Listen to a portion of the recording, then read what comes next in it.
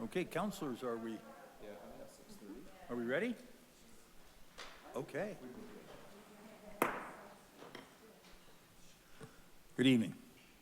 I would like to call to order the study council session for the City of Wheat Ridge, State of Colorado, for October 16th, 2023. We have two items to review on our agenda. Number one is an overview of the utility districts within city boundaries. Item number two is sidewalk maintenance program. And we will have a special city council meeting immediately following our study session to enact one piece of business. That's a motion to cancel the October 23rd, 2023 regular business meeting due to the lack of agenda items. So we will address that right after our meeting. We will start our meeting as we usually do with comments from the public. You may come and speak on any item on the agenda. So that's item number one or number two during citizens' right to speak or public comment. And I don't have anyone signed up to speak, but if you're joining us in City Hall chambers, or if you're joining us online, we'd love to have you come and speak. If you're joining us online, please raise your hand in the virtual format, and we'll be happy to bring you into the meeting. So I'm going to give that just a moment to see if we have anybody raising their hand to speak at our meeting, and I don't see anybody in council chambers coming forward, but we'll give it just another half a minute or so. I want to close it off too soon. Nobody with their hand raised. Okay, no one is wishing to speak, so we will go to agenda item number one. This is an overview of utility districts within the City of Wheat Ridge boundary. And Mr. Goff, I think we have a staff presentation on this item. Pretty sure that we do. Thank you, we do. Thank you, Mr. Mayor. Okay. This was an item that was suggested by City Council to bring forward, just to educate all of us. I've learned a lot, actually, after reading Maria's memo, but as you know, we have numerous districts in our community. We're not a full-service city. Our city attorney hates when we say we're not a full-service city, but we're not. We don't provide water and sewer, and so Maria's done a great job of putting together a memo and kind of a 101 on special districts. So. Great, thank you. Yeah, I learned so much putting this together. Having worked in multiple or other cities that did have water and sewer, this has been an interesting aspect to learn about this, and just interacting with the water and sanitation districts over the last year and working with them to try and put projects together. And then, of course, ditches. So worked with one ditch in another city, but I didn't realize the plethora of that we have here and the laterals and how that all fits together. So this was really educational for me as well. I did put a presentation together, which I'll just briefly go over, but happy to stop, answer questions along the way. The intent really is for, it was informational, so there's really no action required of council, really just to update you, and I try and answer any questions that I can.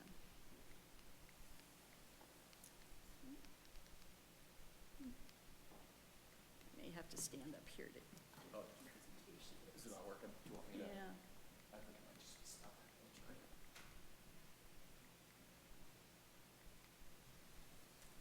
I've got some WD-40 in the car.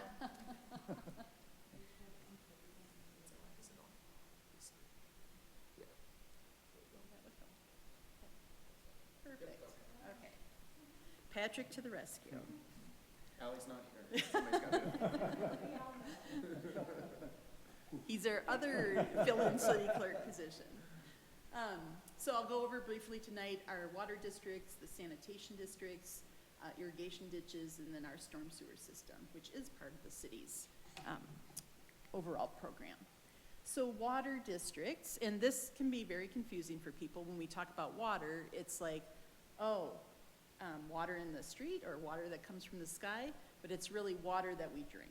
So when we talk about water districts, that's what the districts are tasked with, is delivering drinkable or potable water to your homes, businesses, and various properties. So There are 5 different districts within the city.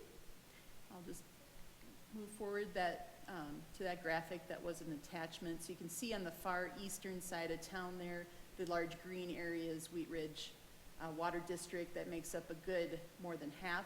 Right up in the very upper corner up here, there's a little bit of Denver Water, so that's served directly by Denver Water, I think because there's one main of theirs that comes off of there as opposed to being in a district. Then we have Valley Water up here, a couple others down here, Consolidated, and then everything actually, the Clear Creek area is served by Consolidated Water, but their water does not come from Denver Water. The Denver Water boundary is actually here at I-70 on the west. So their service area is different, but Consolidated still serves this area, but they get their water from a different source. Let's jump back to that. So those are separate entities from the city government. And as you can imagine, we get a lot of phone calls. So it's like, oh, really? And then you have to start explaining it all over again. So I know for our admin staff, I'm going to share this memo with them to give them that background, and probably some others too, so that they can give more information when we get those phone calls, and try to identify, and help people. What's your address? How can we put you in touch with the correct district that you're in? And just give a little bit of a background of how that is. But as I mentioned, all of those districts purchase water from Denver Water, and even Consolidated as well. And they do that through a master meter agreement, meaning that there's one meter that comes, basically it's somewhere within the boundary or at the edge between Denver Water and that district. They meter it there and then pay a bulk rate to Denver Water, but then the mains from that point out to the various properties are maintained and managed by that particular district.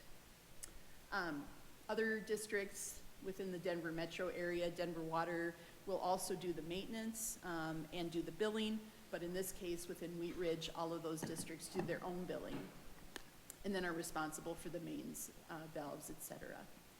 And what a lot of people don't realize is that the service line that connects from the water main in the street, typically, not always the case, but the water usually runs down the center of the street. Then sanitary is off to the one side. It varies either west or east, north or south. And then on the other side, if there is storm water, it's placed on the opposite side of the street from the sanitary sewer. Again, not always the case, but that tends to be what the cross-section shows here within Wheat Ridge. For the most part, the water main runs down the center of the street. Then the service line that actually connects the main to the property is actually owned, even though it's still within the right-of-way, is owned by the property owner. So anything that happens that will, if that gets damaged for any reason, if there's root intrusion or somehow breaks, it is the responsibility of the property owner, not the district or the city to fix that. And then I just wanted to touch on lead service line replacement. This has been a big issue nationwide. Back in probably up until probably the early 50s or so, a lot of lead service lines were put in place, as well as galvanized water mains. And now what we're discovering is that a lot of that lead tends to leach out into the drinking water that comes into properties. And so Denver Water, like a lot of other major major water systems throughout the country, are going through systematically and replacing those lines rather than doing something else. So they've investigated doing treatment at the plants, which would involve a lot of upgrades to take out that lead. And they felt, at least Denver Water's case, they felt it was more cost efficient to actually go out and replace the lead lines in the street rather than upgrading the plants. So they have gone about that. They've got a 15-year program in place that's being supplemented with some additional federal funds that have become available, again, kind of across the country through the President's Infrastructure Act, was passed a few years ago. And that will involve any of the service lines within the city of Wheat Ridge that are owned, or excuse me, so the service line, even though it's not owned by Denver Water, they are going through there and replacing those at no cost to the property owner. Even though, again, it's not owned by them, but they feel from a health benefit and health reduction of risk, it's beneficial for them to systematically go through and replace those.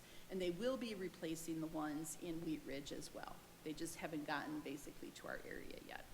And the critical thing for us, besides being able to share that information with residents, there is a website where you can go in and type in your address, and it will tell you if it's like a for sure that you have a lead service line, or it's likely based on the year and some other factors that they know of, just going through their records. So that was interesting. There are definitely some areas within Wheat Ridge that have, for sure, have lead service lines. And then quite a few, mostly in the northern part of the city, that's likely. So happy to share that with you if you want to look into that further. Again, there's the map. Sanitation districts. So a lot of people get confused because they're like, oh, is that garbage service for sanitation? Nope, it's a different kind of sanitation. So it's really about the sewage that goes down the drain and how that's treated. So again, there's 7 different districts operating within the city. We have a map of that too. These colors are a little bit easier to see. But those do not coincide with the boundaries of the water districts. So another layer of confusion that you have to explain, well, you're in this district, but you could be in this sanitation district. And one for water, one for sanitary. Again, just trying to explain that to folks. But again, you can see on the eastern portion of town there, the kind of pinky purpley area, a good portion of it is the Wheat Ridge Sanitation District. So obviously we work very closely with them on quite a few projects. And then, let's see. So again, the entities, the different districts are responsible for the mains and collecting of the wastewater treatment, but all of that goes back to one of 2 treatment plants that are managed by the Metro Water Recovery, which was formerly known as the Metro Wastewater Reclamation District, if you're familiar with that. They've got one in, one plant kind of in the north of downtown area, and then another one that's a little bit further north. And then, again, similar to the water service, the service line from the main up to the property is the owner's responsibility. Irrigation ditches. So, gave a lot of history in there about how this was developed. Very interesting, but pretty much it predates even the Colorado Constitution. So back in the 50s, when mining was active here in Colorado, they brought that system of first in time, first in right to Colorado from California, and that's the way that it stayed and actually got written into the Colorado Constitution that way. Because of that, ditch companies and the associations who manage that really have many rights that supersede us in many ways. And so when we're dealing with them, it can be not only difficult because they have such rights, but also what we found is it's really hard to contact somebody. A lot of them might have just like a ditch rider, one person who works part-time. They might cover maybe a few of those. There's laterals, as I mentioned, which don't necessarily have once it breaks off from the main ditch, they don't necessarily have a ditch rider associated with that lateral. And so anybody served off of that kind of has to figure it out on their own. So there's really no one site where there's contacts or even like a list of ditches. So we've accumulated that over time, and it's constantly changing. So we'll often call the phone number that we have or an email, and then they'll say, oh, it's actually so-and-so is doing it now. And then we update our records. But we probably have, at least between the 3 primary ditches that I list there, as well as the laterals, probably about 34 different entities that we are in contact with based on where they are within the city. And I think a lot of people don't realize this either, but that the water in the ditch is allocated by shares, meaning that only people who actually own shares can take that water. So I actually back up to the Rocky Mountain Ditch as well, even though I'm not in Wheat Ridge, but I'm just off to the just on the far side of I-70, but I back up to that. And when I first bought my house, I'm like, oh, good, I can put a little pump in there and water my grass for free, you know, take that water. And I was talking to my neighbor, and it's like, oh, he says, no, you can't do that. I'm like, why not? It's right there, it's running through my backyard. And learning more and having contacted them, or at least attempting to contact them, it's been quite interesting how I deal with the trees that are adjacent to there. That's all my responsibility. All the maintenance that they do, they don't have, where I am, they don't happen to kind of have a side road. But they definitely come through and maintain it, and basically all they do is throw all the stuff up on the banks, and then it's up to the property owner to clean that up. So it's been interesting, but it does traverse, as you see, it's difficult, a little bit difficult on this map, but traverses quite a bit of the city through here, and then goes through this other kind of down here and stuff. But yeah, pretty much, around this pond here, which is down in Lakewood, but traverses quite a bit of the city. And so we get phone calls frequently from residents just not understanding. Yeah, they're like, what is this, you know, and why are these people here? So Rocky Mountain Ditch has a fairly good website that has a lot of FAQs on it, so we direct people to that usually to get them in contact with somebody who can answer their questions. All right, and then finally, just the storm sewer system. So again, we're dealing with water, but that's pretty much water that comes out of the sky.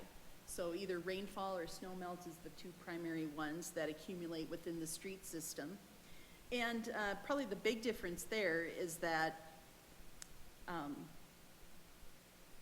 because storm sewers aren't designed to carry sewage, so like the sewage systems goes to the treatment plant, and then whatever's in the water is treated at the plant. Stormwater goes directly into our waterways. So whether it's Clear Creek by a series of storm sewer pipes, or through the curb and gutter down into the inlets, Lena Gulch, maybe perhaps like a lake somewhere, ultimately it goes to a waterway without being treated. While we have put in place some water quality detention requirements at new developments, it's still pretty minimal on the grand scheme of things. So that's why it's really critical to educate people about that and make sure that they're not dumping things like oil or chemicals or anything into the waterways, because eventually it ends up in those systems and can damage or kill the fish and wildlife that are within there, as well as just degrading the adjacent natural vegetation as well. So we have probably about roughly 36 miles of storm sewer. And again, what a lot of people don't know is that not every street has stormwater in it. So a lot of, and typically the way that streets are designed is to carry that water between the curb and gutter of both sides. Ideally, if you're designing a new roadway, let's say in a new part of town up in Westminster, or out in Brighton or Thornton, you want to carry that 100-year conveyance or 100-year amount within the curb and gutter, so it's not going up onto private property. Ideally, you would want that volume to stay within that, and then limit the amount of storm sewer that you have, so use gravity flow to get it to drain to various areas, and then put in storm sewer where you need it to convey it to waterways. Reading through our 1979 master drainage plan, their take was that because of the way Wheat Ridge developed, and that it was sort of piecemeal, a lot of farms way back when, without a lot of thought given to an overall stormwater management plan, where the roads laid out in relation to the houses, there isn't that amount of capacity there. Obviously, we don't have a lot of curb and gutter, but even if you look at, imagine where the curb and gutter would be, the homes sit too low in relation to the elevation of the road to gain that capacity. Ideally, the houses would be up a little bit more, so you have a little bit more room there. And therefore, their conclusion was that we will need a more robust system in order to maintain that, because we don't have the capacity within the streets. As you all know, we're planning an update to that master drainage plan this next year. And then ultimately, we'll be coming back with some recommendations around implementation of the stormwater utility fee to help fund all of that, but also talking about improved maintenance as well. So I think our maintenance that we've done internally within Public Works has been a little bit haphazard. Starting to focus on that more, so cleaning it out. We've obviously seen, and I've got a few pictures here of the damage that occurred just this summer. These photos are from 39th and Hoyt at the end of Hoyt Court. This hole right here was a garbage truck that went through with their wheel right here.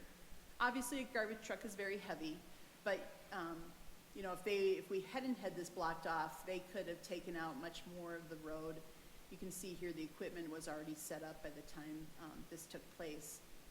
And then here we are replacing the pipe. That was a 48-inch pipe, so 4 feet tall. And you can see the amount of equipment that it takes, the degradation to the road, the impacts to the neighbors. It's just very impactful. And so our goal would be is how do we stop the need for having to do that wholesale and try and maintain our system as best we can before we get to the point of full replacement. Just a couple other photos. This one on the left, this gentleman this is the pipe at 37th and Independence that we're working on right now. So this is the new section right here. They're trying to, what you see here is a lot of water in the bottom of the ditch because they're having to do it under current conditions. So we can't stop the storm water from coming. So they basically have to work in these conditions to replace the pipe and get it in as fast as they can before it gets too muddy or undermined there within the ditch. And then, I know these are exciting, but this is the pipe. We get videos of the pipes before we actually go in and replace them. And I know it's difficult to see, but right here, and probably this section a little bit too, but there's a lot of leaves, but there's a big hole here in the bottom. So this pipe looks pretty good overall, and it's like, wow, why should we have to replace that? But what's going on is there's a big hole in the bottom here, probably some minor damage going on here too. But when that erodes, now the water is getting underneath the pipe, and it's starting to have those fines kind of drift down from around the pipe, and that's what causes the street surface to sink. And then you can see here in this far photo, then accumulation builds up, so the debris that comes in off the street, and all of a sudden, you know, the capacity, if this was a 4-foot pipe, is compromised because we've got so much dirt and debris down in here, and that needs to be cleaned out. So it's a pretty quick, brief overview. I'd be happy to answer any questions, though. Councilor Ohm. Thank you, Mayor. Thank you, Andrea. I have a quick couple questions, Maria, about has Denver Water ever notified residents of the lead lines? Like, are people aware of, like, are they getting notices? Like, if I had it, is there notices? Mm-hmm. Okay. Yeah, I believe Patrick had that. Yeah, I got one. It's interesting, when I had my house in Denver still after I moved, that house definitely, I got a notice and they said it was definitely lead lines, so they were gonna replace it. My house here, they said maybe. And they send out, it all depends on the age, right? And some houses, they're sending filter systems out for water and stuff if it's really bad, but yeah, they are notified. And they are, I know they're going, I think Maria told me, or I heard this somewhere else, they're going much quicker in Denver, I think, with the replacement, because they got some more money. Maybe you said that, yeah. And then for, because I know there's a lot of infrastructure and it takes a lot of money and thought, are we also kind of paralleling implementing bioswales in combination with that? Yes, so I think I didn't put that in my presentation, but I think it's going to be a multi-pronged effort with our stormwater. So we'll definitely have sections that we need to replace, sections that we need to enlarge, but I think the other piece is doing good maintenance, and then thirdly is, as new development comes in, is upgrading or modifying our requirements for detention and looking at some alternative designs like bioswales or rain gardens to capture that drainage and basically not only filter it out, so water cleanliness, but then some detention aspects as well. And I would say ours probably haven't been looked at, our requirements for development, in quite a long time. And so it wouldn't be making them more onerous than other communities, but bringing them up to what is required of any other metro area city. And then what do you do for, like, for instance, there's a project in my neighborhood on Yarrow, the townhomes, and there was the nearest storm was on 44th and Wadsworth, which was super tiny and would have been extremely cost prohibitive. And so they put in the detention, and then what happens is the water just basically empties, when it overflows, empty as the detention goes into the curb and then would slowly make it around. Is there any way, if we had a similar situation, that I guess you could somehow stub out, like still have the detention, but somehow like get it ready for, you know, like with a cap or something where like, okay, if we ever, you know, improve the storm, that we could bring it to there, that we could just tie it in, that they wouldn't have to do major digging. Yeah. Do you know what I'm saying? I'm not Yep. doing a very good job explaining it, but. No, yes, so, yeah, what you're describing is technically it is detention, but it's almost retention, and that, Yeah. it's, the likelihood of it getting out into the curb is pretty low, and then it becomes stagnant and place for mosquitoes, and just kind of looks gross. So yes, you know, looking where we have those types of ponds, and if we were to put in storm sewer in those areas, how we can connect them is definitely something that we can look at, because I think we're almost starting from scratch here to some extent. And then my last question is on the storm that's galvanized pipe. It has all those ridges on there, which they kind of hold the sediment and stuff, which probably hastens the rusting. I think the city was doing something maybe a year or two ago, doing like a thermal inner lining. Was that for the storm, like a thermal coating, or was that for sewer? Probably for storm. For storm? Yep. And then is that something that so the galvanized, you wouldn't do that from day one? That would be something you would do down the road, that you would do that thermal coating to protect it? Yeah, I've heard of them doing that, like, or starting with that. Yeah. I think what we'll find is that we'll need to I think there's other options out there, so Okay. looking at plastic instead of concrete or going back in, there's concrete right there. We don't have a lot of concrete, we have a lot of corrugated metal pipe, which Yeah. tends to rust, like we're seeing, but buying it, I think there's just a lot of different materials that we need to investigate to go away from corrugated metal pipe and look at something else. Okay, thank you. Thank you, Councilor Nosler back. And I want to say it's nice to have you back live, Live and in person. live and in person. Masked up. Thanks so much, Maria. This is like super fascinating to me because it's really like just a map of how Wheat Ridge came to be in the first place, like because of our agricultural roots. And I honestly know that my great-grandfather, Bacher, he was on the Wheat Ridge Water Board, like way before the city was founded. And that was the only form of government that we had in Wheat Ridge, you know? And he was part of forming the Valley one because those are different. There was another whole set of farms down there that cared about that. And so it's just really interesting to look at. And my question for you is just, are there other municipalities that have this? Like when I talk to Lakewood about this, they're like, what? And Edgewater's so small that, you know, that there's that Denver Water, is the Denver Water building in Edgewater over there, I think? Yeah, even? there is, isn't there? Right Yeah. on the corner of, yeah, like. And so I just wanted to know, like, I think this is really unique for Wheat Ridge, and I think there's a real opportunity to kind of help along our residents with just messaging on this, that, yeah, we get it, it's a little confusing, but it's also about who we are and how we do this. So anyway, do we know if there's any other municipalities that? Yeah, so I've worked like in 3 other communities in the metro area, and none are this complicated. I mean, I think it's normal for there to potentially be that the city doesn't have the water utility, right? Like you might Yeah. have to pay that separate, but I don't think it's 5 districts. No.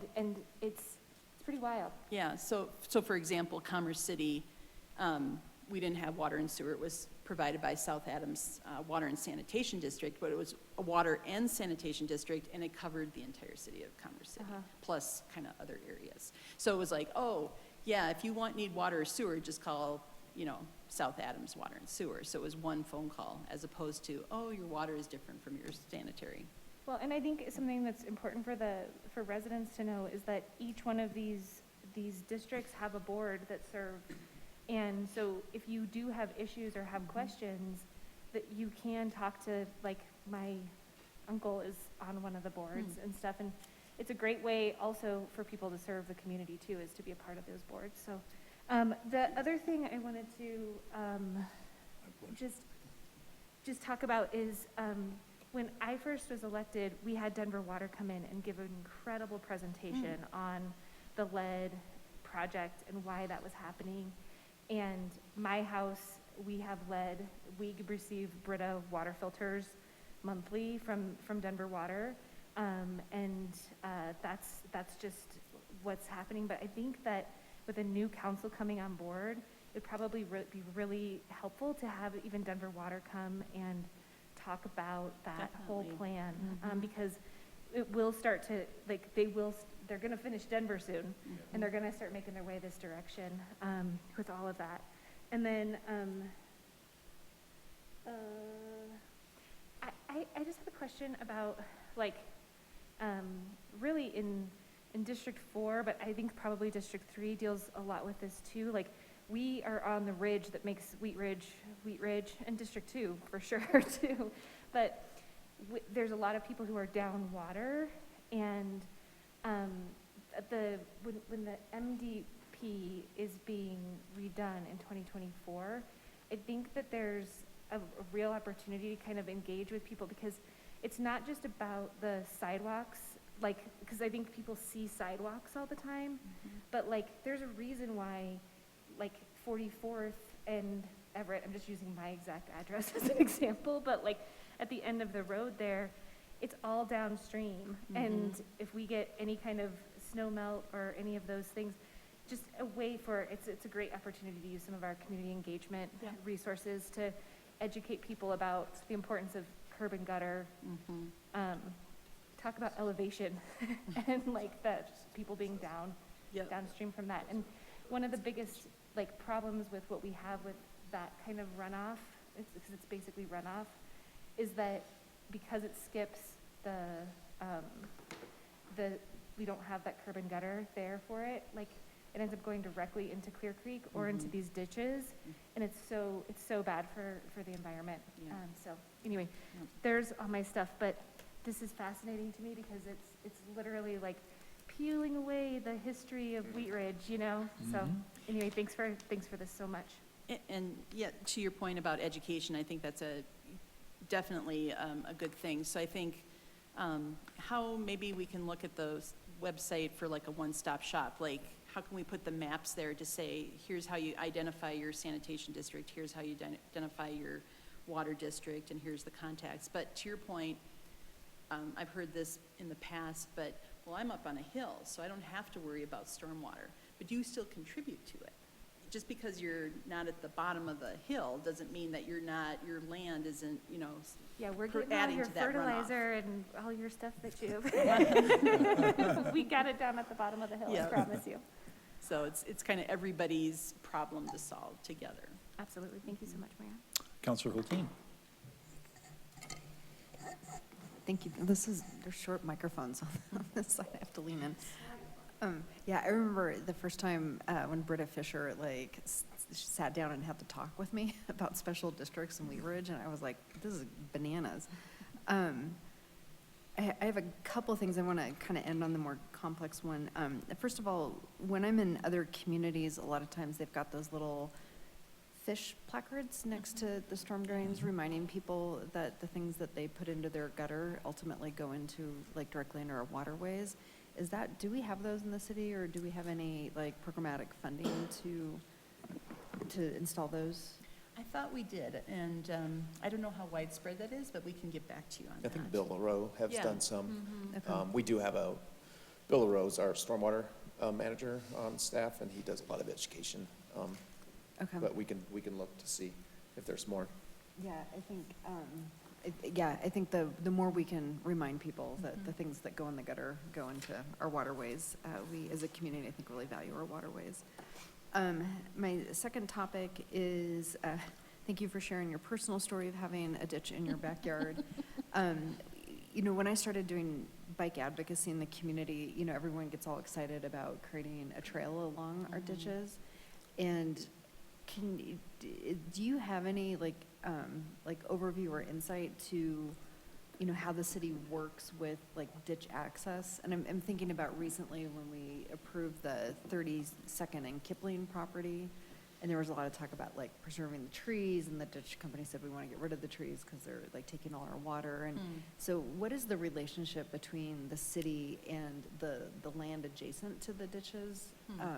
Do you have any sense of that, or? I'm not sure. I know we try and reach out to them and give them the opportunity to comment. If we have a new development coming in, so similar to we'd send it to Excel or somebody. Whether or not, we pursue putting trails along there, I don't know. I think that would probably come more from the developer itself, probably rather than the ditch company. So I think, or we'd have to look at it and maybe it's a good point for the comp plan or our update to the bike and ped plan is, do those serve the potential for another trail opportunity along ditches? Yeah, because it cuts across Lutheran, and actually that ditch access from Lutheran to Wadsworth, I think, is really valuable, and Yep. into that neighborhood that is adjacent to Allison Street. So the ditches actually go a lot of places that people on foot and on bikes have hard times accessing.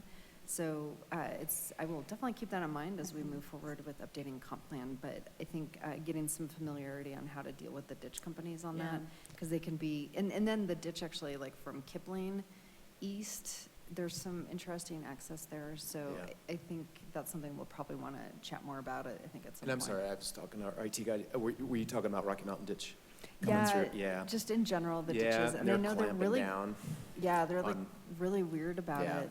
So they'll throw their junk in your Yeah. backyard, but you're not allowed to Yeah, they're ride your bike fencing on it it. in Yeah, and- yep. that's awesome. Okay, this is now a curiosity question. What is the treatment plant that's at 41st near the Clear Creek Trail that I think Lakewood owns? That, back behind, west of Kipling? by the rec center. Yeah. Oh. It's where we have that lake on Mother's Day. Oh. That's, No. The stank? Maria was out there and her waiters. that was an, Is it, that's an Is abandoned, it- I think that's an abandoned sanitary? Yeah, it's Okay. the northwest, I'm sorry, I can't read that far. Northwest Lakewood Sanitation District? Yeah, that sounds right. Yeah. But yeah, I think it's no longer, or it's abandoned now. Okay. But they still own the site, and so they had to respond when we had that overflow. okay, I'm asking, again, you think you're talking about, stormwater, I'm talking about bike ped stuff. We had at some point looked at acquiring the rights to that access to redirect the Clear Creek Trail there. And is that something we could revisit if they've abandoned that? Yeah, I can't remember exactly why we didn't acquire it, if they didn't. Lakewood didn't, my Didn't memory want was to? Lakewood didn't want Yeah, it because they yeah. were still operating it. They wanted to maintain that Yeah. access. But if they're no longer operating it, Yeah, we could check into that I again. think it would be good to revisit that because that was the reason we've rerouted. Yeah. Mhm. And I think that rerouting in front of those parking lots at the Indian restaurant and my favorite reptile store, that is, I think, really dangerous for people riding their bikes. And if we could do that access back up 41st, that would be a much better access point. So, sorry to turn the stormwater into bike ped. I'm going to go back to stormwater though. So to Councilmember Nosler-Beck's bringing up each one of these districts has its own unique governance. Those, they're not secret ballots, but these elections are things our community are generally not aware of. Would we be able, as a municipality, to require any special district that has an election, has an elected governing body that serves our community, that they have posting requirements?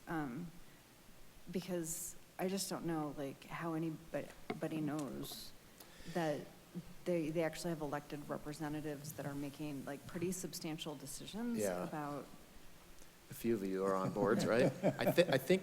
I don't know if we have the ability to require anything. They're mandated by state statute, also the special okay. districts, but we can check into it. And I think they're required to post just as we are.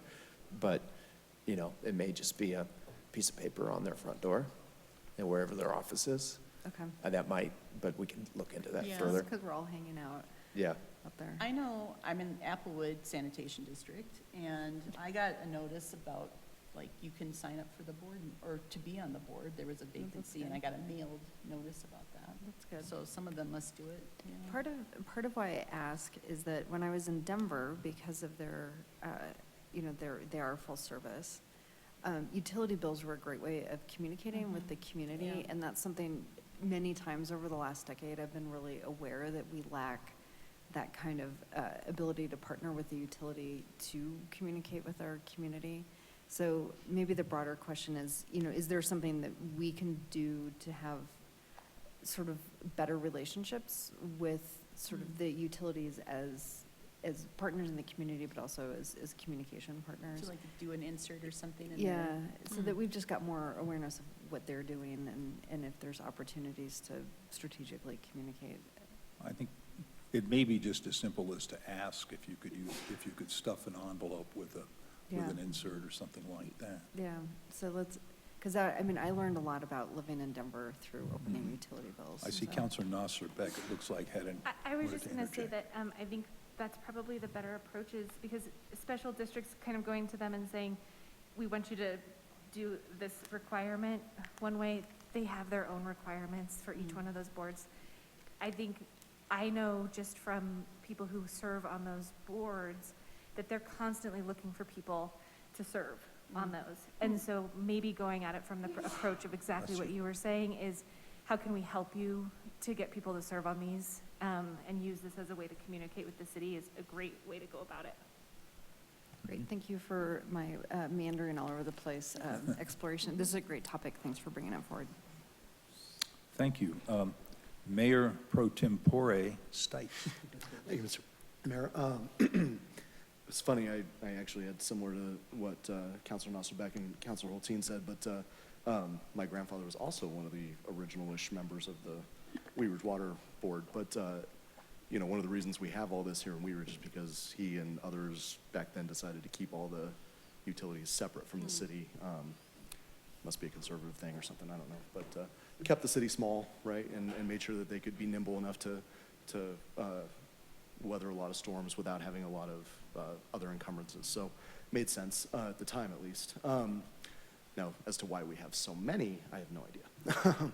But my question was a little bit similar to Councilor Holteen's as far as like the ditch and the right-of-way access and stuff like that, because the question I get the most from people in like the Lewis Meadows area is connectivity to like Prospect Valley now, and there's a ditch that runs right behind Councilor Weaver's house there, but runs from Lewis Meadows all the way down. Lena Gulch goes all the way through there, and they want some connectivity to be able to not have to go up to 32nd to do that. So if there's some way or access or people that we need to talk to for that, that would be good to know. And then the other thing I was going to ask was, what kind of a relationship do you have with some of those special districts, like the Wheat Ridge Water District? I know when I was on the board of the Wheat Ridge Water District, we kind of had an acquaintance with the city, but we didn't, you know, Yeah. when it came to things like Wadsworth, obviously, we were looking at those projects and waiting and trying to save money to make sure that we knew when Wadsworth happened, we can get in and replace those mains and do things like that. But what is the relationship between the city and those engineers and those managers and Yep. things like that? Yeah, I think because of Wadsworth, we've interacted with Wheat Ridge Sanitation District and Water District probably more in this last couple of years than probably for the most part that I know of that staff has for a long time. We have a new district manager at Wheat Ridge Water District, AJ, and so I've offered to come to him, offered to come there and meet with their board to at least put a name to a face and start to, you know, break down maybe some of those barriers and maybe identify opportunities where we can work together, whether it's on communication or just, you know, because we can offer maybe you know, if there's empty board seats, how can we maybe communicate that on the Wheat Ridge website? Where people may go first before they'd go to a district website. I thought that was interesting, because when I was on there, Mountain View actually put one of their council members on the board specifically, and the rest of us were just kind of general citizens. I know both Zach Urban and Christy Davis, I think, serve on the board now with my mom, but I think that would be interesting to maybe look at maybe even somebody here or somebody like that serving. I know it has to be somebody that's in a resident usually of those districts or whatever, but might be interesting to look at. Yeah, but, so anyways, yes, I'd like to get out to each of the districts and at least, you know, have me attend one of their meetings, at least within this next year. I think most of them meet monthly, it looks like, based on their website, so I'm sure I could get on an agenda. And then, I'm sorry, your first question was about? Connectivity, like Oh, along yes. Lena Gulch, So- but I think it's similar to what you said to Yeah, Councilwoman I think Taylor. they'd be open to that. Obviously, they're not going to contribute to the cost, but we'd have to provide engineering calculations, because of course, they don't want to modify, you know, the flow Right. at all. But if we submit that to them, then they're, you know, they'll provide us with comments and probably give us an easement to do that, Okay, I would guess. that's great. Thank you. Counselor Weaver. Couple comments. Thank you so much for this presentation. I actually, both my sanitation and my water do get notification of elections and things. So that is available to people. But I think it would be really helpful, because I get sometimes questions from constituents, because we have a couple water districts, I think in District 3, it's not all consolidated. And just sort of how pricing is created across Wheat Ridge, and I don't know if there's any way we can do that. But, you know, people often don't understand, like you said, what sanitation is versus the garbage that they might be hiring and all of these different things. And just because whereas water is supposed to be sort of equivalently priced across the region, there's actually differences according to water districts and things like that. And so that was my comment on that. I also, regarding the ditches, I am not against any of these connectivity ideas. We're wading into something that's a little bit different beast than just a park being next to it, because the access to ditches is private property up to that access of the ditch. And you're allowed, sorry, I am a ditch executive on my ditch that is not listed on here, but there are lots of little ditches around Wheat Ridge. And there's lots of misunderstanding on who can access the water in the ditch, and is this nice creek going through my backyard, and I think I'll put some rocks and things in it, and you're actually not allowed to do that, and a ditch rider can come. I actually have a different name for the ditch rider, since I am sometimes the ditch rider on my ditch, but it rhymes with ditch. And so I get that job sometimes, and I think these are really, really encouraging conversations to have going forward. We're just sort of touching on some very old rules and things like that. And I think, just personally, I think many of the ditches would really be open to having a dialogue with the city around lots of things, because just that education is so important. And so I think if we can have that conversation of connectivity along with, you know, making sure people know that their ditch isn't going to be stop running, or whatever they might be concerned about around that ditch, because it would really be great to have more education about these ditches and have connectivity. I think that would be a really great way to move forward. But it's, you know, what is it? Whiskey's for drinking, water's for fighting. In the state of Colorado. And the last thing I'd like to say about that is, and I'd be happy to help get involved, anything to move forward, sort of some of that education and conversation.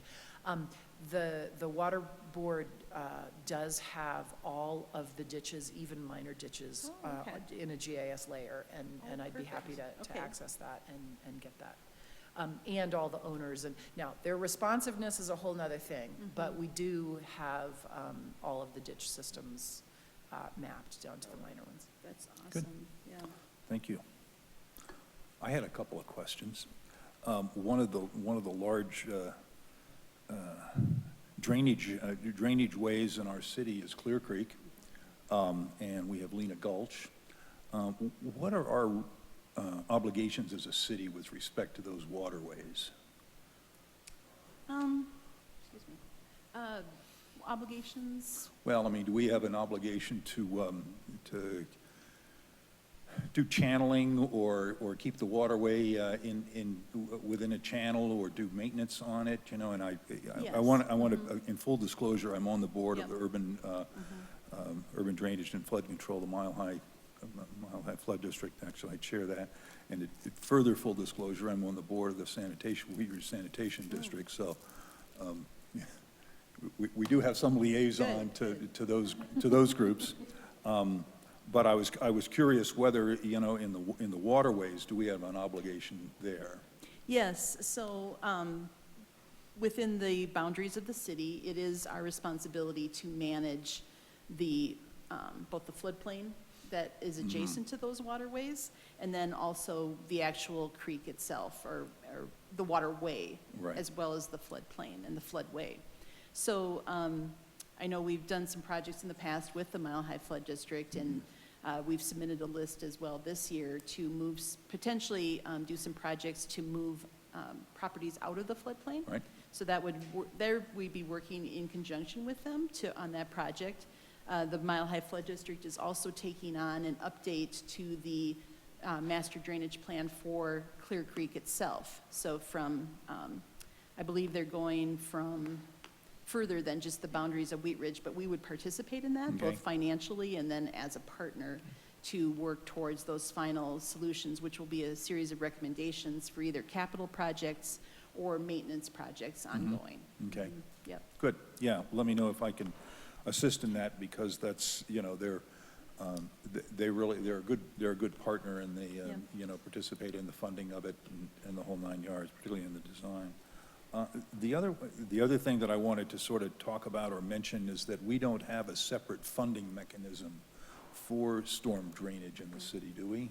We do not, no. And are there some ideas floating around out there how we might, because I think drainage is really going to be more and more of an issue as we go on, you know, in terms of being, you know, life safety and quality of life issues.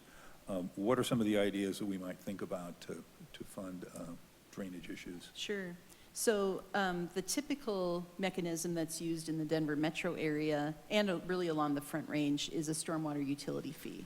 So it's a separate fee outside of taxes that is generated by each property. As I mentioned earlier, each property contributes stormwater because there's a certain amount of runoff that comes from each property.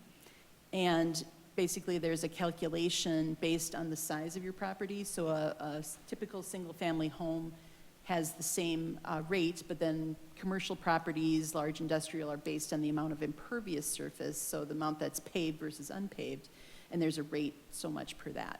But I don't know if it's every city. I don't want to go on the record of that, but I would say we're probably one of the only, very few, communities within the Front Range that don't have a stormwater utility in place. So I think that would be the primary mechanism that we'd be looking at, again, from a fairness perspective, that it's spread across all properties in a uniform way, and that other communities, you know, are charging that fee to fund their stormwater and don't need to use general fund or other sources to take care of their stormwater system. Okay. Thank you.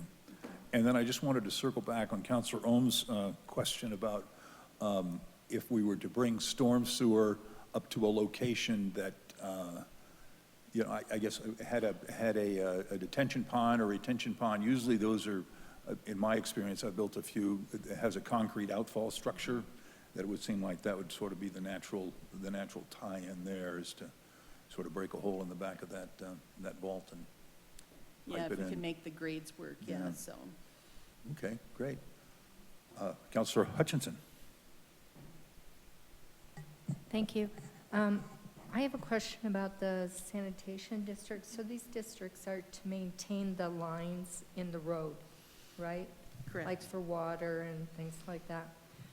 Okay, so how do we know, as residents, how the sanitation lines are in the road when you don't ever see anybody out there looking at them? They don't take off the manholes, and so the resident is responsible for the sanitation of the line from the road to the house, say? Okay, but what happens if the main sewer line in the road is not being maintained, and there's roots and things in there that could affect, okay, a person's residential line? All right, so, why aren't they out there checking that? And it's the very same with the water, you know, so Denver Water, the mains that are in the road, those are lead lines? Is that what is being said? Not necessarily the mains, so it's more the service line from the main to the house is more, that those were installed with either lead joints or material that has a high concentration of lead. Well, it's the very same thing with the water, because I sure don't see any looking at what's going on. It seems like we're in a mode of being reactive instead of proactive. And I do believe that there could be things going on in the middle of the road that do affect people's personal drainage lines and things like that. When XL can come out and make a statement that, oh, you're the third house I've been to today because of sewer lines, you know, in your area, that to me is a flag. What's going on? And where's their responsibility to be checking? It's been a few years before I've seen them out in the road looking at anything. And even I know when they were out there and they take up a manhole, I go, do you see where my sewer line is going out there? No, I don't see where it is. Oh, where is it? Going to my neighbor's house or what? I mean, you don't get anything from them. Let me tell you that at our board meeting, we review about 75 cameras that go down the sewer, where they've been, where they've looked at. There's a whole list of people, calls that have been made to the sewer district that they've responded to and what the outcome was when they responded to it. There's a whole mapping system that tells them what percentage of the line and the lines downstream, how they relate to the capacity that they're going to currently carry. And when new developments come, they have calculations that calculate the amount of load that's going to be added to any particular lateral or line in the system. And, you know, if it exceeds 80 or 90% of capacity, then the developer needs to pay to upgrade the downstream portion so that they have enough sewer capacity to carry that. So there's really quite a robust engineering analysis that's sort of continually done on the systems. You probably don't see them out in the field, you know, doing their work, but most of this happens, you know, at a manhole somewhere, and they're running 300 feet of line, you know, camera line down there or something like that. So there's maybe sort of more to it's all underground, so it doesn't appear that there's something there, but I think there's quite a bit going on. Okay, and then there's also the issue of people who have wells, and there's also water rights. So, you know, also, I mean, a lot of the houses are old and things like that, and there are places that do have water rights, and this is even before Denver Water, you know? And so, does that play into anything? Yeah, my understanding is that wells are regulated by the Colorado Department of Public Health and Environment. And so I believe even private water wells serving just one property need to be registered with them. And then if the property is redeveloped to such an extent, they typically will want the you to go on the adjacent or the water district instead of having that well, because it's unregulated in terms of what type of chemicals or hazardous materials. Typically, you're not testing that at home as frequently as the water that you would get through a water main. So I think they're encouraging people to give those up and get onto a municipal water system of some sort. And I think most people, like I know in District 1, use it for irrigation, Yeah. mhm. right? As They're opposed to not drinking, drinking it. yeah. mhm. Yeah. Like in the mountains. Yes. Thanks. Mhm. Thank you. Great presentation, Thank you. Maria, very interesting. Any other discussion on this item? Okay, before we go to agenda item number 2, I'd like to recognize Councilor Nosler back. Thanks so much, Mayor, and I'm gonna have to leave now, I'm just not feeling well enough, I just get really tired, so, but it was great to be with everybody tonight. And I just, I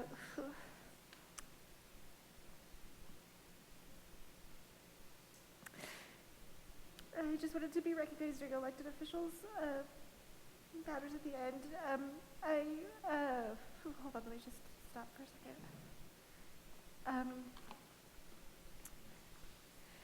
I just wanted to recognize that at St. Peter and Paul School over the weekend, the Carmelite sisters were recognized for coming to Wheat Ridge for 20. They've been here for 20 years, and their service to this community has been amazing. They've transformed the school over there, and they've been incredibly helpful to my family. My entire family on my mom's side went to that school when it was first opened in 1959, I think, and they've all gone to that school. But then with my cancer diagnosis, my family has also sent our kids there, and we've been welcomed by that entire community and also the sisters there. So I just wanted to recognize them before I headed out. And then also just wanted to say that this is probably my last in-person meeting with everyone. I think that's all I'm going to say about that. But I love you all very much. I love this community very much. Thank you. Well, thank you. Thank you for coming tonight, and more importantly, thank you for all the service that you've given to Wheat Ridge. You've been a terrific counselor. You've given it all, and we really appreciate it.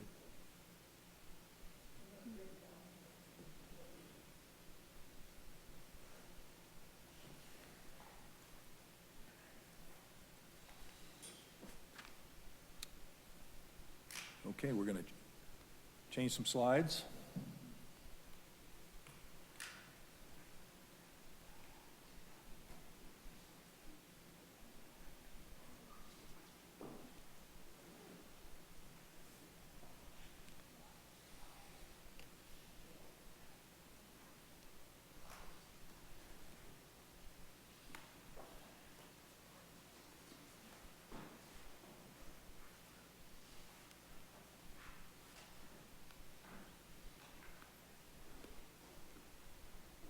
Okay, thank you. Bye-bye.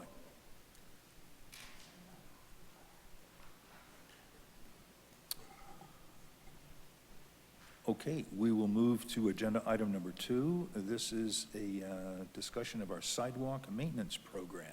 Mr. Goff. Yeah, another important topic, especially if, we have the ballot question on this November, which the funding will help with sidewalk repair and gap filling and maintenance. And we really don't have a great program together on criteria for standards for sidewalk repair and maintenance. So Maria has put together some proposed program for that. So turn it over to All right, Maria. Thank you. So, yes, as Mr. Goff mentioned, I think just going with this past year, identified this as an area of need in that we get an awful lot of phone calls to just say, hey, my sidewalk is cracked, my sidewalk is heaved. And unlike other communities where the onus is actually on the per code, it's typically on the property owner to maintain that, and here, there is no language in the code to that effect. And so then absent that language, then the responsibility becomes the city's. And when we receive those calls, I think in the past, it's been somewhat hit or miss on whether they get added to the program, how we deal with a trip hazard, if we've just completed the year's sidewalk maintenance contract, then is that trip hazard going to be there for the next 8 to 9 months? That's not really good either. There's been a relatively recent, in 2021, there was a court case that went to the Colorado Supreme Court, actually.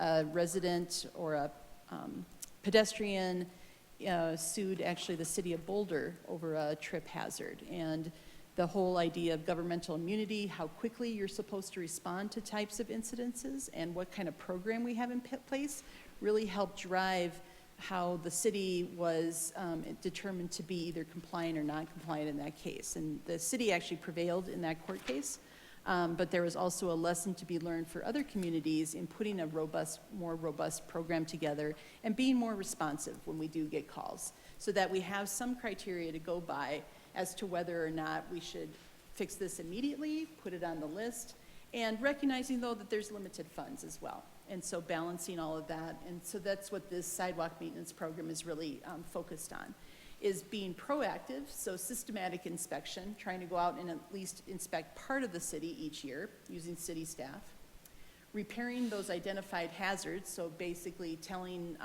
when we hear that from other people around the community, or those ones that we've inspected and we've identified, how do we start to repair those based on some priorities, and then responding to those hazards in a very prompt manner. Not just letting them sit on the shelf or, hey, we'll get to it next year, and then forgetting about it, but actually making a point to go out and make sure that they're relatively safe in the interim. So really our overall purpose is to ensure that safe network for all users, and as well to preserve our governmental immunity, and again, be doing that in a very proactive way. This program will also cover other concrete assets, so we're responsible for curb and gutter as well. Not the driveway aprons themselves. The apron is what connects basically the street to your driveway. That is still the responsibility of the property owner. But the ends of alleys, for example, that's another, or concrete cross pans for drainage, those would all fall under the realm of this program. So just a little bit, it's hard to identify how to go about solving the problem if you don't know the extent of the problem. So what we do know is that we have approximately 156 miles of sidewalk, but we don't know how much of that is still missing, if you will. And that doesn't necessarily mean that every street is going to have sidewalk on both sides, but where are those gaps? And as we move forward, and if the ballot initiative is successful, we're going to have to identify somehow where those gaps are. So there might be 2 segments of sidewalk. Is that last half block needed to make that connection? Or, you know, we can see the path being worn in the grass or on the side of the road. Is that a good location to put sidewalk in? Similarly, we don't know right now how many pedestrian ramps are out there, and of those, which ones are either deficient or we're just missing it all. So we still have raised curb and gutter at a corner as opposed to some sort of pedestrian ramp. This chart, which is, I can go over in more detail, but basically starts to give some criteria around how we would go out and rate a particular sidewalk if it was reported to us. Or again, if we were being proactive about going down a street and saying, where does this rate? So instead of that being up to the rater, this gives some very quantitative as well as some qualitative data as well, or elements to allow them to actually measure things and determine which category it fits into. So ranging from 1 or good up to 4 or unsatisfactory. And our goal overall would be is to address those unsatisfactory ones in the next year's program. Here's just a couple of examples from around the city. This one, we're actually going to fix this. This is on 32nd Avenue, just east of Ward. So this is a raised, this is a sort of a ped ramp, but these colored materials are no longer ADA acceptable, but also what's more important here, and it's probably difficult to see in this picture with this shade, but there's a large, it's a tripping hazard because it is so far raised. The curb and gutter has been broken, something's going on underneath it that's causing it to raise. And there's this sign here, I don't know how effective that is, or if that was part of the Valvoline project probably, but really imagine walking along there in the dark and coming to that, so. This is another one on 38th, just west of Dover. So you can see this was probably replaced, maybe something to do with this fire hydrant, but huge trip hazard here that's not identified, but you can see that this looks like older concrete, which is in good shape, and then this one segment of both curb and sidewalk is in really poor condition. Here's one that we've marked out for removal and replacement. And again, that must be probably a good 2.5 inches here at the edge. And then we have, this is down on 29th Avenue where we've got some really damaged curb that also needs to be replaced. So our prioritization would be is that, again, we'd rate one area per year to evaluate those hazards.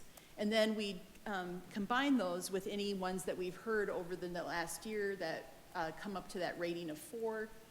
That would be the basis of our list for the next year's projects. Then we'd also look at some other criteria, basically trying to leverage that with other projects that are going on, or if it's either along an arterial collector street or within, as it says there, 1/4 mile of a particular facility like a park or a library, something like that. Things adjacent to a transit stop. And then, of course, all this with under the umbrella of how much money is available and how easy it is or hard to construct. If possible, we'd also like to throw in some of those that are rated 3 or marginal if possible, just because we're already there. Those criteria are pretty, close to each other. And a lot of times we're like, well, as long as we're here, let's just try and do this at the same time and really come out with a good product at the end. So our repair types, again, that temporary patching, probably with asphalt, our street staff would do that, is to just fill in that gap in the short term. So imagine in this project, instead of keeping it in this condition until it can be removed and replaced, we'd put in asphalt here to at least give sort of a ramp up if you're walking, and that you don't hit that with the edge of your toe or your foot and then fall forward. But some more permanent repairs. We have tried grinding this past year down kind of in the southeast portion of town, and that's worked fairly well, especially on areas that are fairly minimal, and of course, you're not going to the expense of removing and replacing, so it's much more cost effective, and it's worked pretty well. Crack filling we can do as well with more of an epoxy material, and then ultimately the remove and replace, which is the most expensive part of that. Pedestrian ramps, some things that, it's unfortunately not a one and done, so we do have quite a few pedestrian ramps around town, but those ADA guidelines change over time. And so they're becoming much more strict in terms of what those slopes can be and looking at that more closely. And so even where we might have some ramps, they don't necessarily meet current guidelines. So we're having to go back and retrofit those, which typically involves removal and replacement to meet the grades. There have been both Colorado Springs, Denver, I know at least those two have been sued over the lack of adherence to the guidelines, even where they're going in and they're replacing them. The ped ramps, they're not paying close enough attention to meet those guidelines, and therefore they had lawsuits in the back, and Denver's been pretty aggressive in going back and correcting those after the fact because of that lawsuit. So our goal would be is once we go through and identify just how many we have, which ones are compliant or not, is we'd like to establish a goal of, at this point, X, we're not certain yet, but try to shoot for a certain number of ramp replacements or upgrades every year going forward. And that's it. I'll be happy to answer any questions.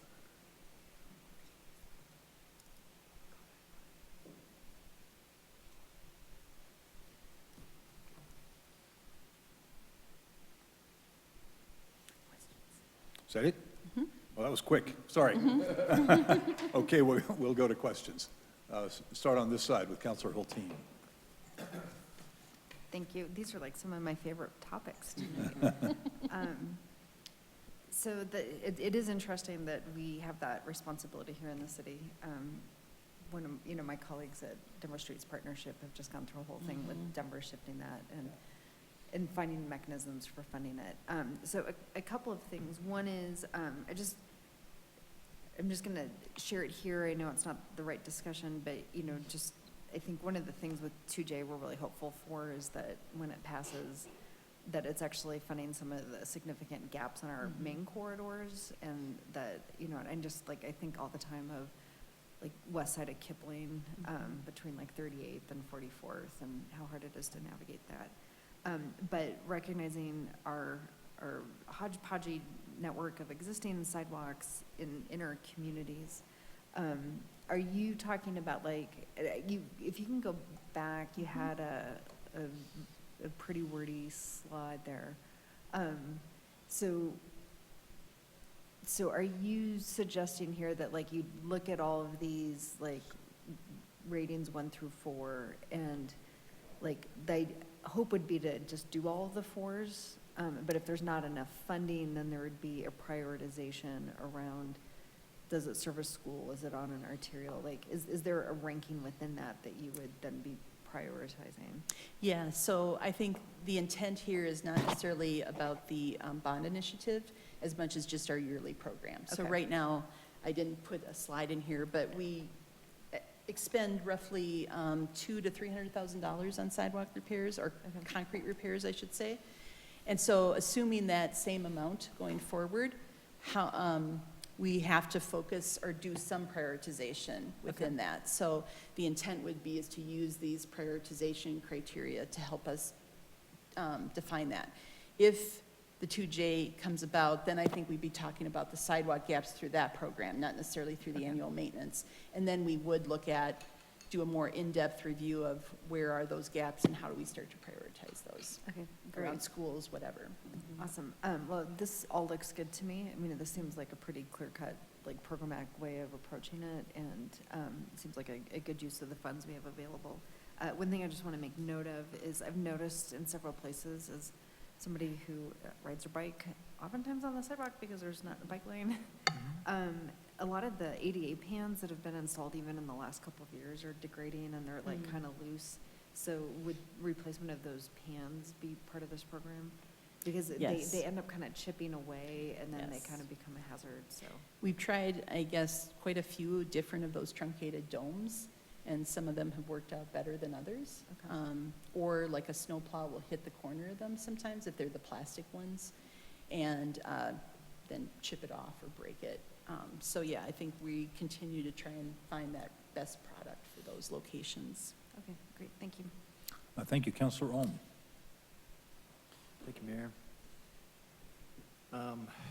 So I was looking at some of the criteria, and just to clarify, like, what if it's just missing a concrete chunk, like a substantial, would that be that would fall in that criteria? Yes, Okay. so, I think even where it's not raised, but where there's a depression, would definitely fit in there, because again, it's a difference in elevation that would cause your foot to go down or step in a different way, would be something necessary to fix. And then, has the city thought about like having I guess I'd call it a clearinghouse where we could report, like, what if citizens are just like, hey, I've tripped on this, and it may not be in your subject area for the year, where they could just say, hey, I got an issue, and it would just go to a specific,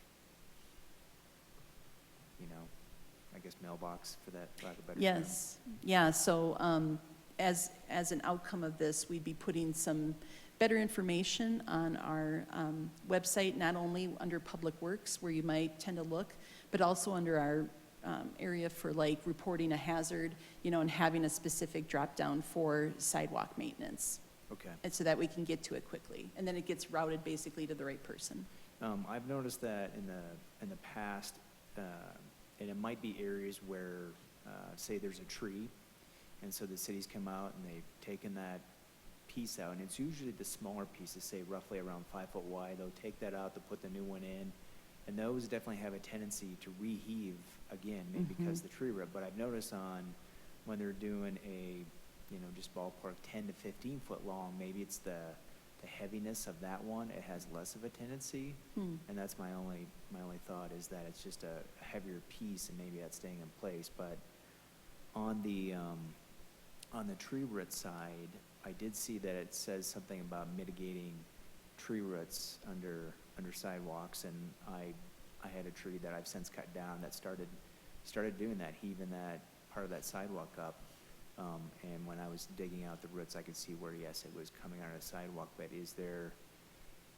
if you're having that issue, do you then go and would you try to cut that root down deeper so that it wouldn't be a future problem?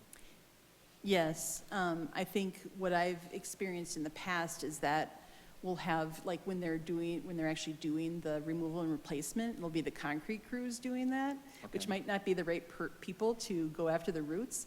So in talking to Parks staff here, they would prefer if we have an arborist out there from staff to assist in determining how much of that can be cut, should be cut, and give us some guidelines, and actually kind of be looking and be there with us when those roots are being cut to try and help that situation. Because I have a neighbor in my neighborhood, they have a cottonwood, and that cottonwood has tree roots. Yeah. Underneath the asphalt, you can see the heaving of the sidewalk, the asphalt, so that's a much more complicated issue.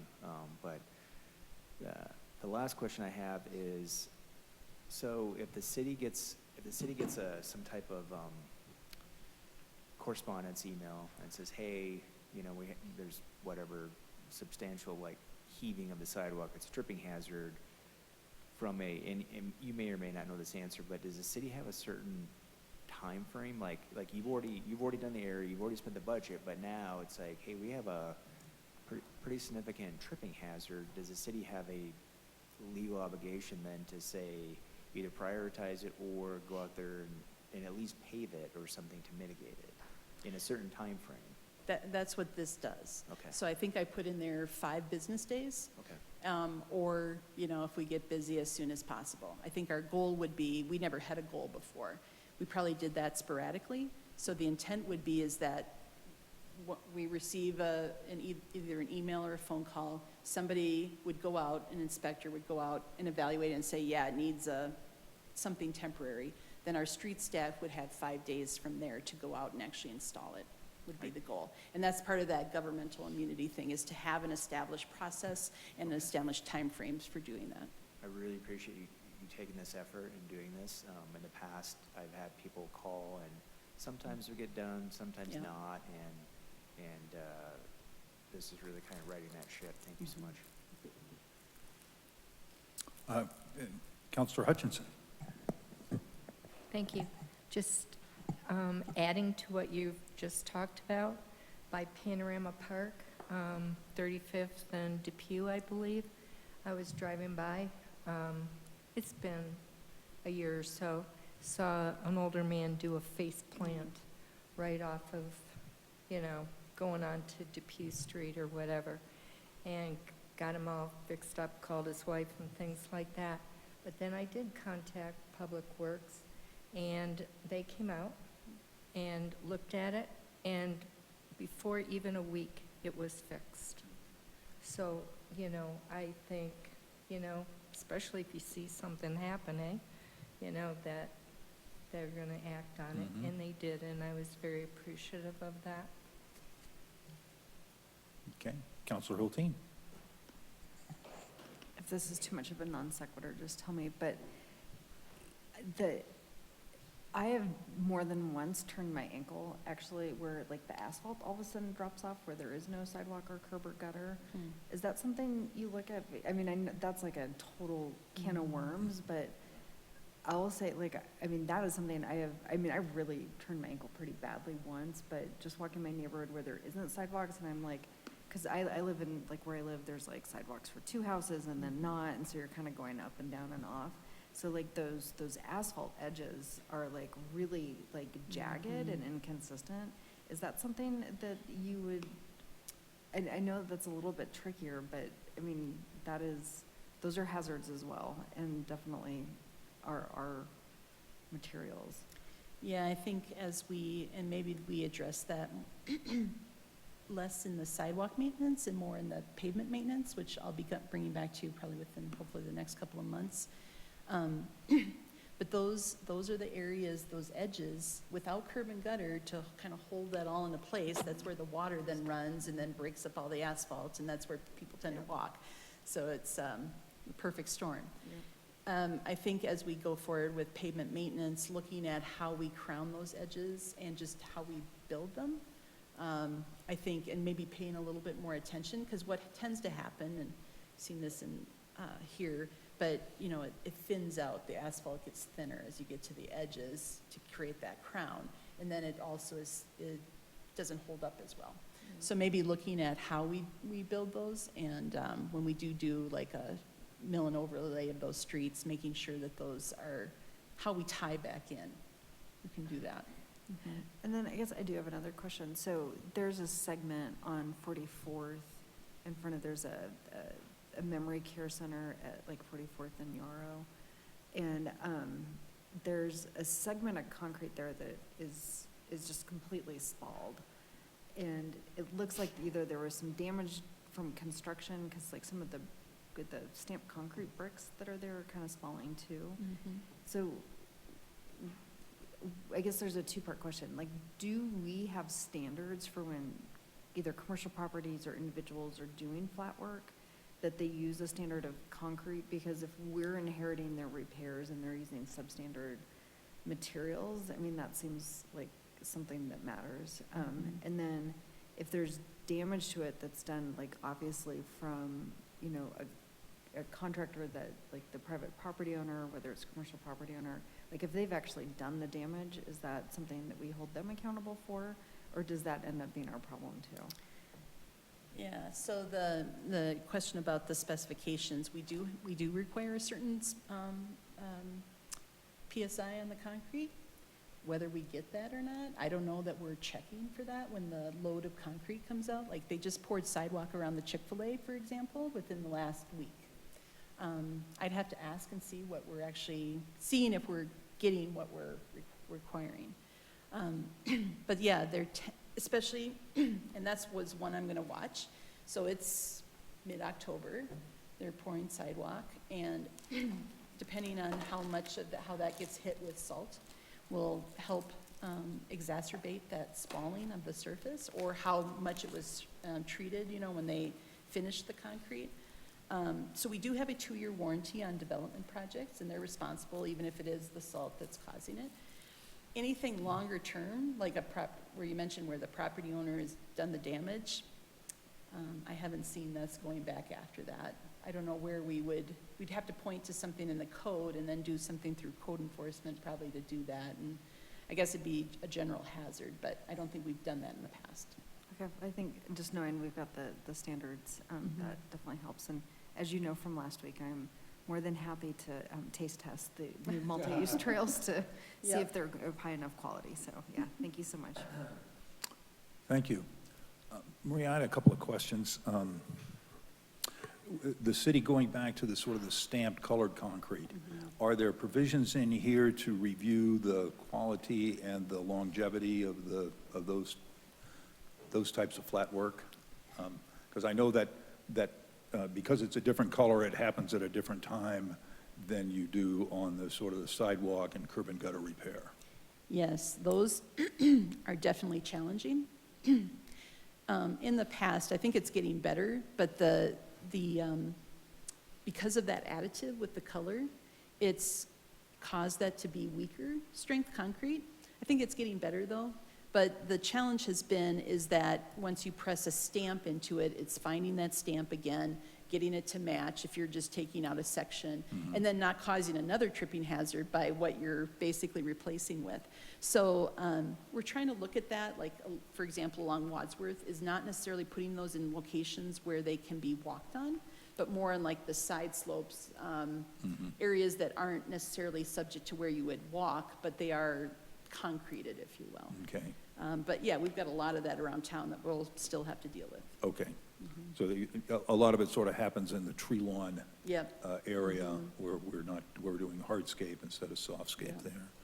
The other one, I wanted to sort of circle back on Counselor Ohm's question, and this is, I have a very large tree in my yard. It's about 100 years old, and it's totally taken up the tree lawn area, and every 5 years when the roots are heaving the concrete, they, the arborists don't come out there. The guys that are doing concrete have a axe.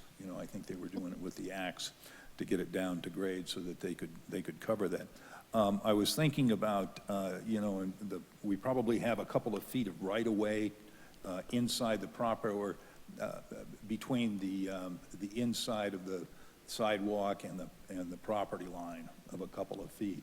Is it possible to maybe come up with a design that brings the sidewalk around in a curve or in Yes. some sort of a segment around there, so we sort of alleviate some of that or provide some additional space for trees? Yes, that's a great idea. I think, because we don't want to lose the tree, obviously. The problem is just that it gets more expensive, because now you're replacing maybe more than one Right. stone. Yep, You're yep. probably going back 3 or 4 Yeah, in it's each 3 or 4 direction. stones, and, yeah. But, so- yes, that is an option. Okay, Mm-hmm. good. Counselor Ohm? Yeah, one thing I want to comment on is that red plastic, the 88, is just awful. I wonder, do we have anything in the city spec that calls up for something that's more, typically what I've seen in the past is, it's definitely an iron type steel, very sturdy, resistant to the salts. I've never seen one come off with a plow. I suppose it could, but, definitely that plastic just seems like it buckles or the glue just separates and it's missing pieces. And probably just the general, 5,000 feet of elevation with the sun bearing down, it just deteriorates the plastic. It's just not sturdy, but I don't know what the city spec is right now in those. I'd have to look. I don't know if we call out a specific material or not. Yeah. I know some of the ones that I've seen were just like a very thin, almost piece of plastic, and just, I think, try to stick it to the concrete. That's what I see in Some my of the new neighborhood. ones are more like, almost like a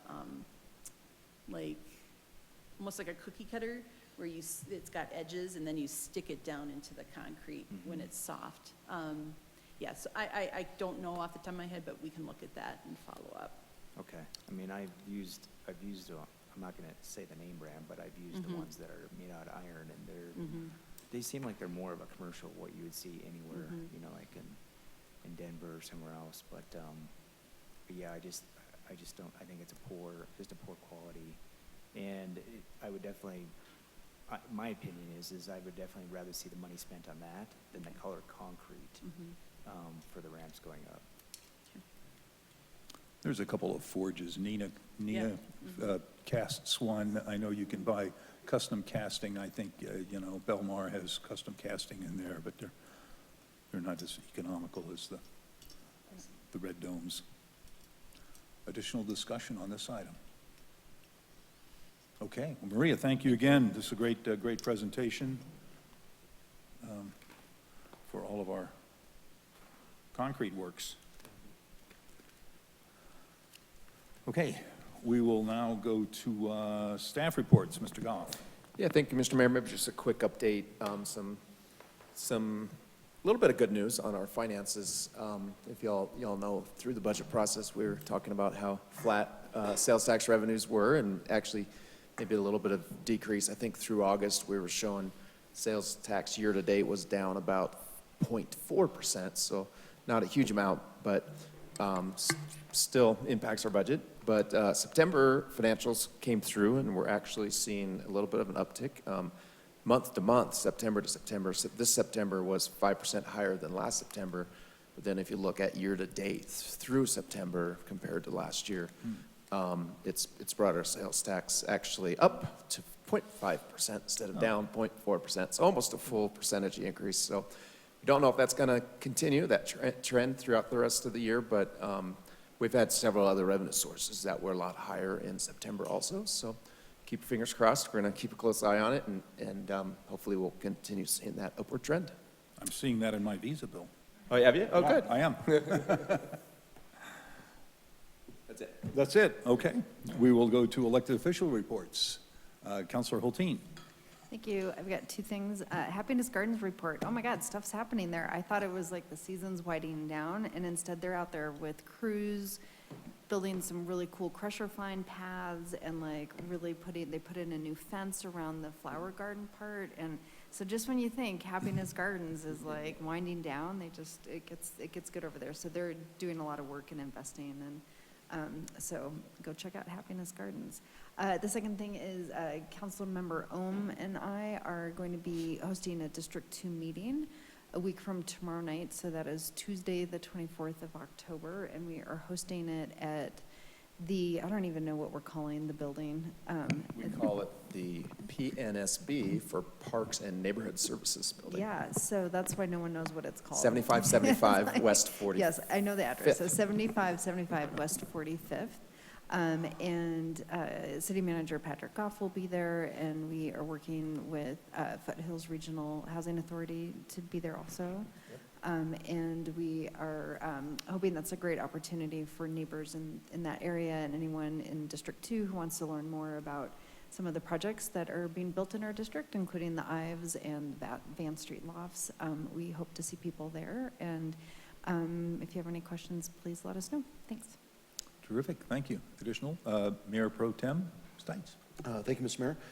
Had the excellent opportunity to walk with you and Councilor Hulteen and Councilor Ohm and, well, just about everybody. We were out on Wadsworth the other day. It was eye-opening. It was really cool to see. I will say the CFI lanes go back a lot further than I thought they would, so that's going to be an adjustment, I think, for a lot of people as that opens in the next few years. But really cool to see, and I appreciate Director DeAndrea for putting that together because I think that we all learned a lot that day, including what color pipes go with what. Blue for water, by the way, green for sewage, just in case you were wondering. Also, the mayor hosted the Business Appreciation Awards the other day, and did a fantastic job. I think there were like 70 pages of dialogue, and he had about 58 of them. So very, very impressed with the mayor there. But it was really cool to see our peers, business owners out there that work hard all year long be recognized for what they do. Congratulations to TAD and Stylus and Crate for Business of the Year. And I was honored to get up and recognize our Council Partnership Award, which was the Wheat Ridge Education Coalition. And Councilor Nasser-Beck and I had a good hand in putting that together, but I really appreciate Council for supporting them and voting for them because they're doing a lot of work in our community. They were at the Wheat Ridge homecoming game passing out Future Farmer shirts the other day, and you know, the most important thing is that we get those kids in our elementary schools to go to Everett and to go to Wheat Ridge so we can continue to have a strong neighborhood school path here in Wheat Ridge. And, oh, I believe that's it. Thank you very much. Oh, and then Councilor Weaver and I had our kind of unofficial District 3 meeting at Lewis Meadows Park the other day. We had some interesting questions. I wanted to thank Officer Naira from the Wheat Ridge Police Department for coming and answering some questions. Is it Naira? Naira. It's Naira. Naira, Naira. that's what I thought, yeah. Did a phenomenal job answering questions for the public and for me as well. But definitely a good perspective, especially on what's going on at I-70 and Kipling. And I will say our officers are very thankful for some of the things that we're passing here because it gives them some ammunition to be able to go out and do some things. So appreciate what we're doing. Thank you. Thank you. Additional elected officials reports. I will say thank you, Mayor Pro Tem Stites, for mentioning the Business Awards. You know, it's a fun event every year, and what really impresses me about those is that we have so many entrepreneurs that come to our city and want to set up shop here and invest their money and their livelihoods here. So it was very well done. I appreciate all the staff help that went into that. Really happy to attend the Huckleberry Roasters ribbon cutting on Friday. Great new roasting coffee outlet at Harlan and 38th Avenue in the southeast corner, taking an underperforming asset and really did great work there. So is there anything else that we should discuss before our study session? Okay, then we will adjourn our study session. We have I've called a special meeting. Do we need to take a break before the special meeting, or is everybody good to go?